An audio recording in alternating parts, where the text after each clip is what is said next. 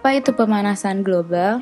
Pemanasan global adalah suatu proses meningkatnya suhu rata-rata atmosfer, laut, dan daratan bumi, yang dalam bahasa Inggris disebut juga global warming.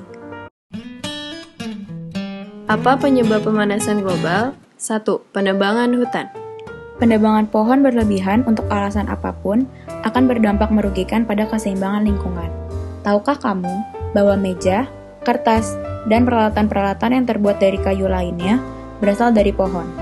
Karena perabotan dari kayu yang kita pakai cukup banyak, maka kita harus menebang hutan. Dan itu membuat lingkungan menjadi lebih kering yang mengarah pada perubahan iklim. 2. Peningkatan gas karbon dioksida, karbon monoksida, dan metana. Semakin banyak industri, pabrik, dan kendaraan bermotor yang berkembang, maka semakin banyak gas karbon monoksida, karbon dioksida, dan gas metana yang dihasilkan.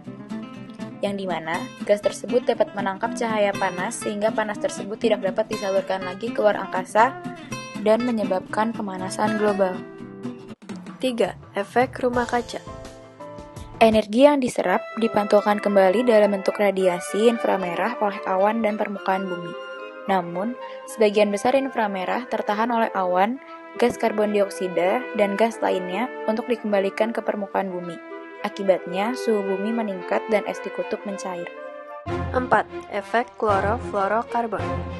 Freon dapat membuat lapisan ozon menipis karena saat dilepaskan di udara, zat ini dapat bereaksi dengan ozon. Ozon dibentuk oleh oksigen. Namun, karena bereaksi dengan freon, maka lapisan ozon tersebut berubah menjadi oksigen, sehingga akibat dari pelepasan freon ini, lapisan ozon di atmosfer menjadi menipis, bahkan terdapat lubang ozon. Lubang inilah yang akhirnya membuat pemanasan global.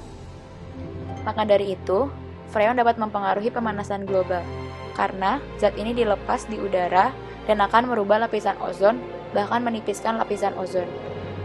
Padahal, lapisan ozon berguna untuk melindungi bumi dan makhluk bumi dari radiasi ultraviolet B dan juga menyerap radiasi ultraviolet dari matahari agar tidak sampai ke bumi. 5. Pemborosan penggunaan energi listrik. Faktor lain yang menyebabkan bumi ini semakin panas adalah penggunaan energi listrik yang berlebihan. Kadang, kita secara tidak sadar menggunakan energi listrik dengan boros. Hal tersebut tidak baik, karena energi listrik yang kita gunakan bersumberkan dari minyak bumi dan batu bara, di mana proses pembakarannya juga menghasilkan karbon dioksida yang dapat menyebabkan pemanasan global. Apa dampak pemanasan global? 1. Peningkatan suhu bumi. Kenaikan suhu global menyebabkan terganggunya siklus air, kelembapan udara, dan berdampak pada pertumbuhan tumbuhan, sehingga menghambat laju produktivitas primer. Kondisi ini pun memberikan pengaruh habitat dan kehidupan fauna.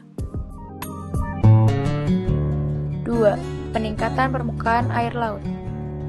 Naiknya permukaan air laut yang dikarenakan mencairnya es di kutub dapat mengakibatkan sejumlah pulau-pulau kecil tenggelam. Kehidupan masyarakat yang hidup di daerah pesisir pun terancam. Permukiman penduduk dilanda banjirop akibat air pasang yang tinggi. Dan ini berakibat kerusakan fasilitas sosial dan ekonomi. Jika ini terjadi terus-menerus, maka dapat mengancam sendi kehidupan masyarakat. 3. Meningkatnya frekuensi kebakaran.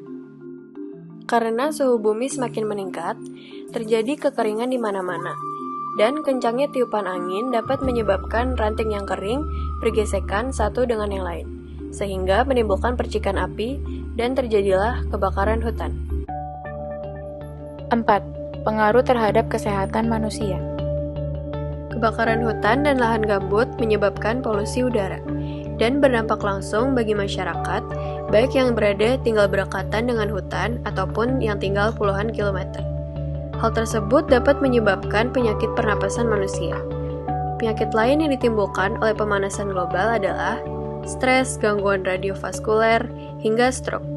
Banyak juga penyakit yang ditimbulkan oleh binatang, seperti malaria dan demam berdarah. Bagaimana cara mengatasi pemanasan global? 1. Menanam pohon. Karbon dioksida digunakan tanaman untuk berfotosintesis.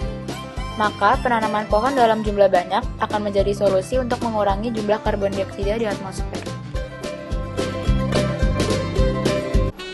2. Menghemat listrik. Gas rumah kaca didominasi oleh karbon dioksida.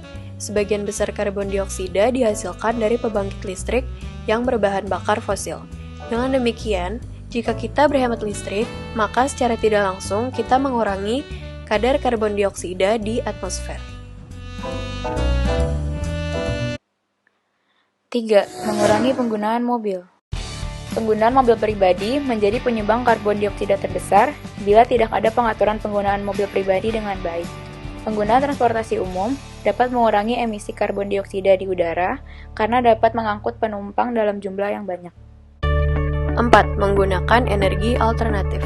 Penggunaan energi alternatif terbaru perlu dilakukan.